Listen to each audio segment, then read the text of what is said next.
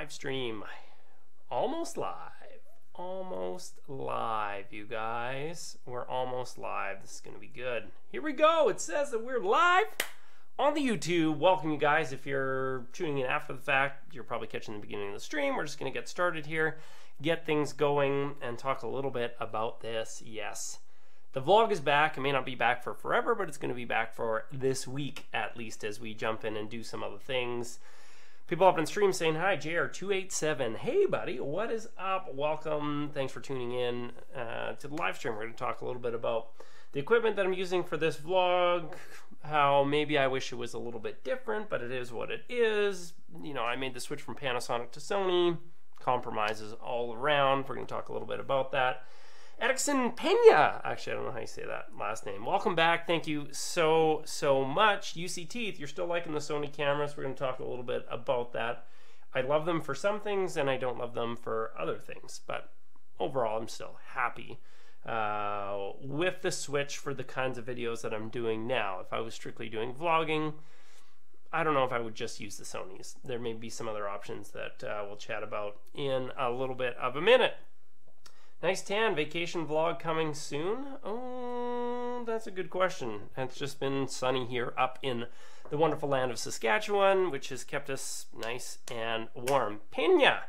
Hey, I got it right. Congratulations. If you're watching after the fact, we've got comments rolling in live here. And that's really the big fun of this, is hanging out and watching with some other people. But I am going to respect the fact that I don't have too much time. And also some of you guys are watching after the fact. So we're going to get going here a little bit and talk about this.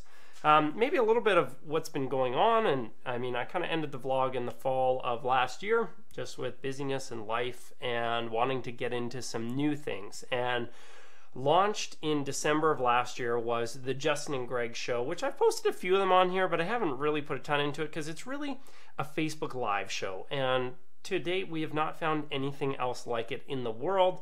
It's my business partner Greg and I, and it's done live on Facebook, and people can come be a part of it. It's kind of we're talking tech and we're talking news and what's going on in the world in a really fun, lighthearted way. We're trying to make people laugh. We've been traveling around our city and do it live, but what's fun is we take the comments from you, the viewers, and we bring them up onto the screen and we make it a part of the show, and there's all these people chatting and connecting and engaging live. It's kind of like been part of like a radio call-in show, but for the new world on Facebook. And that was a big part of where my attention went to, was getting into that Facebook Live show. There have been so many tech things to figure out, and I think even now you're benefiting from the fact that this live stream quality is probably a lot better than maybe what some other people have been able to put out there, you know, if you're shooting with your phone or something like that. And so we've taken that. We did the first season of the show, 28 episodes. I think we had over 250,000 views from 18 different countries and, I don't know, like 12 states and 8 provinces. And we stole over 200,000 minutes of people's time as they, you know, engaged with the show. And that was a really big part of it. And we're taking the summer off. We're going to be launching season 2 here coming up in September, trying to make it bigger and better. And a lot of it was focused, I would say, more so on our local city and province, but we're wanting to make it a lot more of a worldwide appeal for the show. And we put on these characters, Justin and Greg. They're kind of caricatures of ourselves, where we're a little bit more out there than everyday life. But I think it's a really fun, unique way that we've been able to build something online. And so I really enjoyed that. But that has been the majority of the attention on my creativity media side, plus the fact that Greg and I launched our business. It's called Pigeon. I don't have a sticker around here. And it's really, we're marketing consultants for the new world, and we help businesses in this whole new area, you know, Facebook Live and social, and, you know, where's the attention, and really marketing in this whole new world. And so that has been a big undertaking as we launch that business and get clients on board and figure out working together and what we're going to be doing. And so that's really been a big part of why there hasn't been many vlogs. I did a few vlogs about like the start of Pigeon, but it's just been so nuts. And June was just traveling all over the place. Plus we've got 3 kids and so much stuff going on there and the business and all that kind of stuff. But anyway, this week coming up, Greg has taken the week off. He's on vacation. And so it's really me by myself a little bit more. And vlogging when you're with another person isn't quite the same. Plus, you know, we've been big into, you know, strategizing and doing all sorts of stuff. But this week I have a little bit more headspace, so I'm going to be getting back in the vlog this week. So plan is Monday, Tuesday, Wednesday, Thursday, Friday, 5 vlogs, 5 days, get back into it, and really try and apply some of the learning that I've been doing it's really important for all you guys out there to be watching what other people are doing, learning from it, trying to adjust to it. And so I'm going to try and add maybe a little bit more structure. Things in threes are good, but each day, this is my goal, that I'll highlight a cool person, a cool place, and talk about something that's maybe a little inspirational or learning or something that I'm doing, package those together in vlogs and try and bang them out, and we'll see. So yeah, that's where we're at. Let's take some comments here.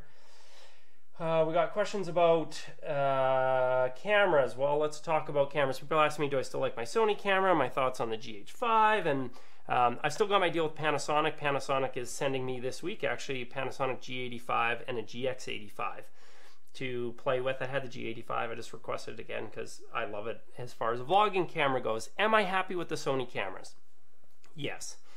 Very happy for the kinds of videos that I've been shooting. I did a video recently about how the Sony a6500 is an absolute beast for creating social media content. A lot of what we're doing is kind of run and gun, you know, like content for clients as we help them figure out what works, and then we'll transition that off to a video production team. But a lot of the times I'm shooting a video, editing, getting it out there in an afternoon, and I love it for that. The autofocus on this is unbelievable, plus the Sigma 18-35, which is what we're shooting on here, is absolute beast in all sorts of these situations. So when I'm standing behind the camera, I love it. Also, when we're doing live streams like this, Sony's autofocusing abilities mean that everything's just always in focus, and I don't have to worry about that. And even like manually setting it, if I was to lean in like this and then I was to move back, like it would be out of focus if it was manually set.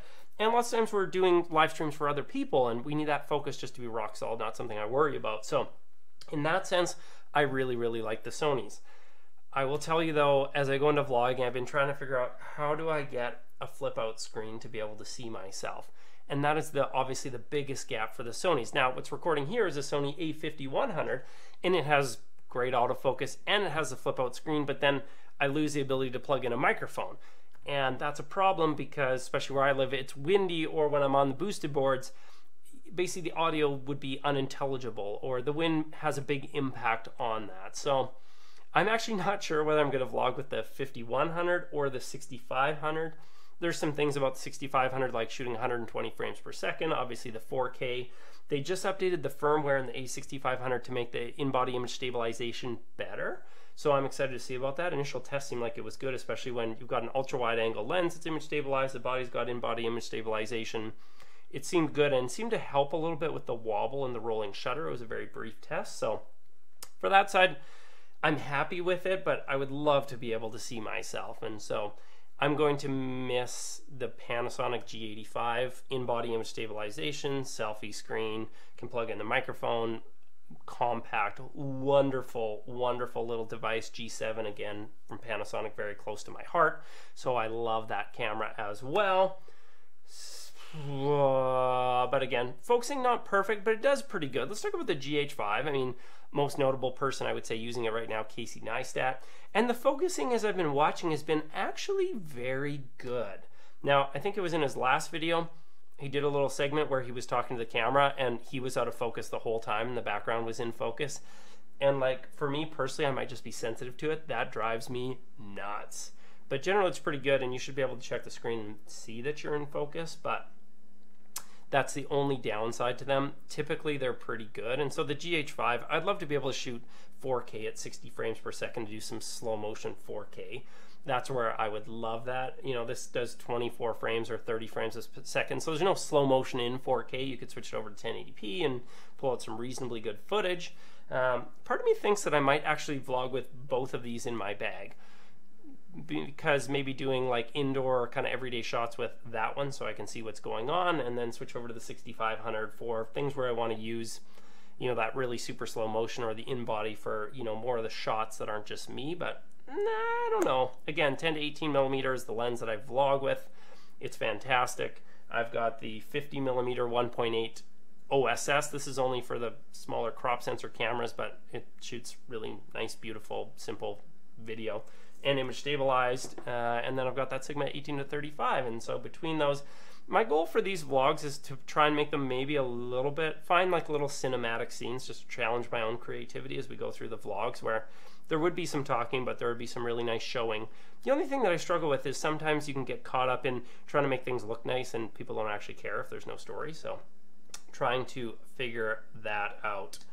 Yeah, what do we got for questions? Tips, tricks. Okay, let's talk about some tips and tricks for vlogging that I've learned as I've gotten into vlogging. One is, just for the sake of anytime somebody's watching you on camera, to not be boring, is you kind of have to dial up your personality a little bit. Like, I maybe wouldn't be talking this much with my hands or enunciating so much, or, you know, I'm not always, I guess, on like this, but when somebody's watching you on camera, you have to be able to dial it up a little bit. But what's also important is that you vary a little bit your talking from, you know, being loud and being expressive and maybe being a little faster, and then, you know, kind of letting the energy ebb and flow, as you can see I'm just doing there right now.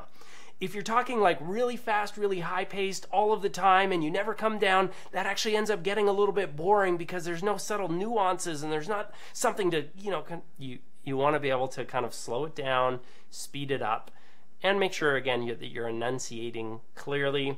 Practice your ums and your ahs.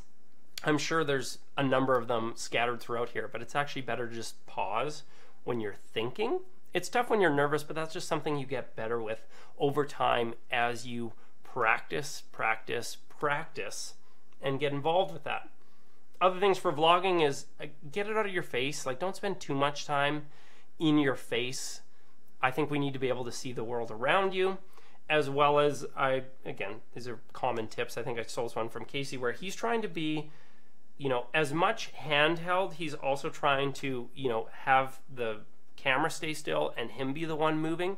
And I think that ends up being a good little break that I'm thinking about. I'd say his tips for vlogging are fantastic. He always does a perfect, like, little 3-story narrative, 1, 2, 3 parts, you know, and then there's lots of 3 shots where things in 3s work really, really well. Dr. Ernie Ward says, gimbal thoughts for vlogging, also 20mm f2.8 for lightweight vlog prime. 20mm f2.8. Ernie, I'm trying to remember if you're on Sony or if you're on Panasonic. Oh yes, you would be Sony, 20mm 2.8. That lens is tough because it's just not that sharp. When I was using it around the edges, and even the Sony reps I talked to are like, yeah, like it's not that good of a lens. So that's where I struggled with it. I had the 16mm 2.8. If you're on Sony, just so you know this, the 16mm doesn't work with the really great autofocusing in the 6500, which is annoying and weird, but it only uses, it's basically the same as like the Panasonic, just contrast, doesn't get the phase detection, so you got to go up to the 20mm. 20mm isn't all that wide, and 2.8 isn't all that different from, you know, a 3.5 on like a kit lens, so I don't know if I would end up using it. I tried using it around the edges, it just didn't seem that sharp from that little pancakey lens, so I'd maybe, I hope that I can't remember off the top of my head if there's some other nice Zeiss options or something. I think the 10-18 f4 is the best vlogging option, just because I really like that super wide perspective where we can really see your world as opposed to always just seeing your face. And then I would have another lens that you can, you know, roll through for those more kind of cinematic-y shots. I have the Sigma, it's huge though, which is maybe not as fun, but even just like a 50mm, or I think there's a 35mm prime 1.8, can really give you a cinematic sense, and using with your feet. Fred Brown says, how can I get involved in filming stuff and going to shoots at 14 in Europe? And the easy way is get a camera and start shooting and creating stuff and asking your friends and working on your own skills and developing it. I don't think anybody's just going to hand it to you, but you can take a camera, you could start a vlog, you could start creating some creative shoots, you could start volunteering, you could start doing anything that you can to show that you have the skills, because people probably won't think that you do, especially when you're young, but you can show them that you do by getting a camera and going and doing it. And don't wait for somebody to give you permission. Just get a camera, start shooting stuff, do some learning, put it into practice kind of endlessly. Brian Simnani says, what about a small camera cage for the A6500 where you can add a mic and a screen and still be able to vlog? Honestly, that's what I've been thinking about this week, is getting like a little 5-inch monitor, and a little bit of a cage. It just feels like at some point it gets a little, I don't know, what's the word, unwieldy? Something like that, where you're carrying a lot of extra weight, and benefits to shooting mirrorless can kind of go away a little bit, but I mean, I'm not like too worried about the weight of it. I just worry about you get a screen and then you got to put a battery on the screen, and suddenly your vlogging rig is like absolutely gigantic. So that's maybe the only challenge with that, but I have been thinking about that, because just for even setting up a shot and making sure it's exposed correctly, having that little selfie screen is just so handy. Maybe a couple other things that are nice. One of the downfalls we've talked about with Sony is their battery life, but I got this, hopefully this will pick it up here, RAV Power, and I got this off Amazon, and it was basically 2 of these batteries, one's in that camera, and a double charger. It just charges via micro USB, and it was like $50 Canadian for 2 batteries and a double charger. The charger charges the Sony batteries just fine and really helps in extending the battery life, because the batteries in these cameras don't last forever because these are small batteries. But I don't know, it's probably like $40 US or something like that. Again, 2 batteries, double charger. This has been an absolute lifesaver for me, because I got 2 cameras that swap 2 at a time, and it works out really well. So that is definitely something, if you have a Sony camera, to look into. I've never had a problem with knockoff batteries, especially these, what are they, NPF 50s? Something like that, yeah, NPFW 50s.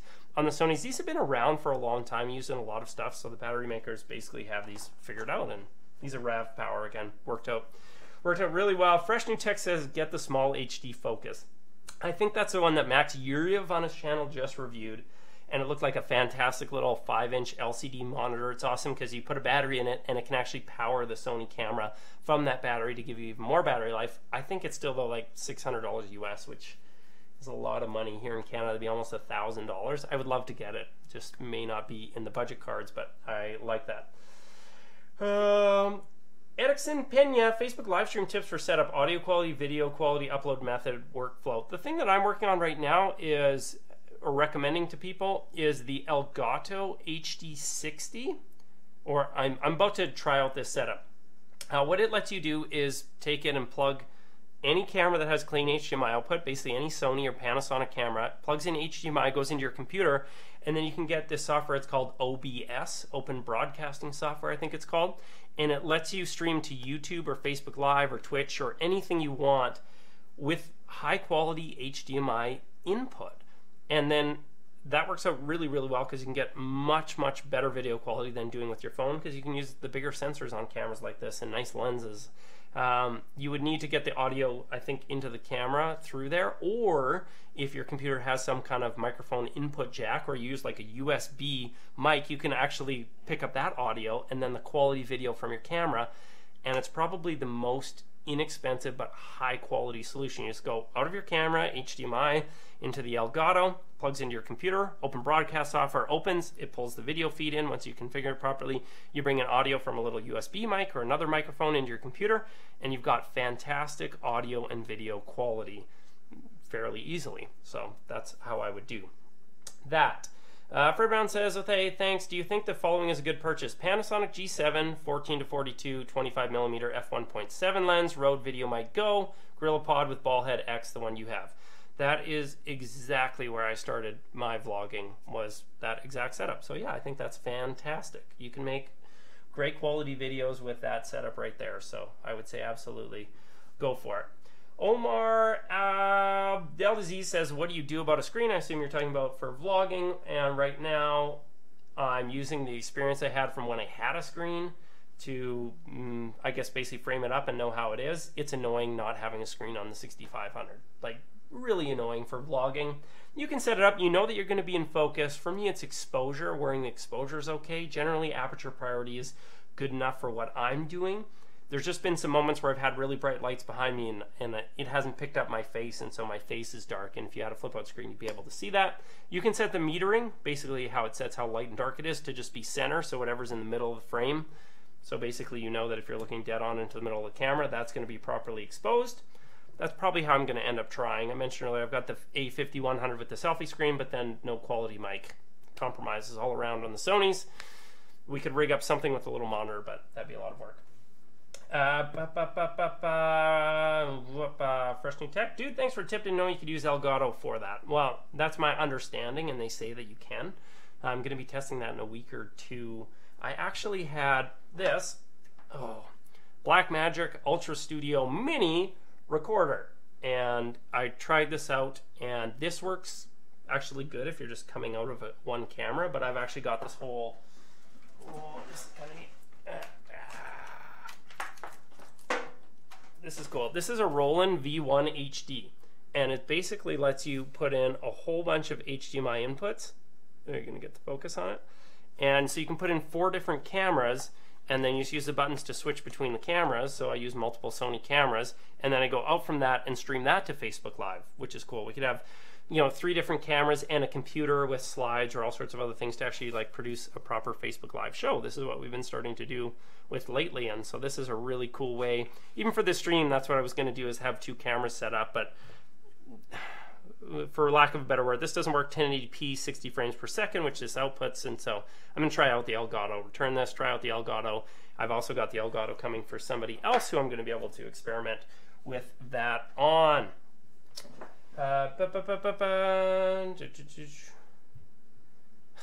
Fred Brown, my family is saying top of the range, starting to fight with me that I always want expensive stuff. Anyway, you can tell them so they believe me. No, I don't think they're going to listen to me anymore. They're going to listen to you. So I think you just got to, even if you just start with the Panasonic G7 with the kit lens, don't worry about a microphone, just go and start shooting. That's the best way to start, and then save up your money and keep trying to expand onto that. So anyway, to recap, we've still got, wow, 13 people watching live here.